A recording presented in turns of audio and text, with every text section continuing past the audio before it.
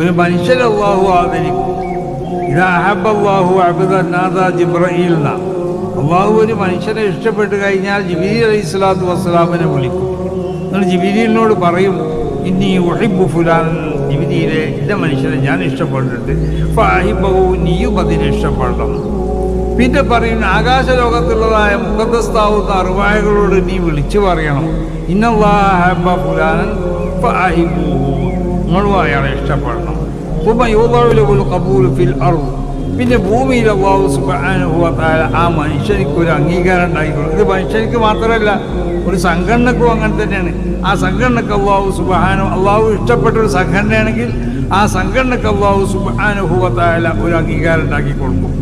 ആകാശലോകത്തുള്ള പരിശുദ്ധാത്മാക്കളോട് ജിബ്രീൽ അലൈഹിസ്സലാത്തു വസ്സലാം വിളിച്ചു പറയും, ഒരു സംഘടന ഏതാ അള്ളാഹു ഇഷ്ടപ്പെട്ടത്. അത് വ്യക്തിയെ പറ്റി പറഞ്ഞതാണെങ്കിൽ വ്യക്തിക്ക് മാത്രം ബാധകമായ അല്ല, അത് സംഘടനകൾക്കും അത് ബാധകം തന്നെയാണ്. അപ്പോൾ മുഖദ്ദസ്താവുന്ന അർവാഹുകളോട്, ആത്മാക്കളോട് ജിബ്രീൽ അലൈഹിസ്സലാത്തു വസ്സലാം പറയും, ഇന്ന സംഘടനയെ അള്ളാഹു ഇഷ്ടപ്പെട്ടിട്ട് നിങ്ങളും ഇഷ്ടപ്പെടണം. പിന്നെ ആ സംഘടനക്ക് അല്ലാഹു സുബ്ഹാനഹു വ തആല സുമ്മ യുദഉ ലഹുൽ ഖബൂലു ഫിൽ അർദ്, ആ ഒരു ഖബൂലിയത്താണ് സമസ്ത കേരള ജമിയത്തുൽ ഉലമക്ക് ഇവിടുത്തെ ജനങ്ങൾ നൽകിക്കൊണ്ടിരിക്കുന്നത്.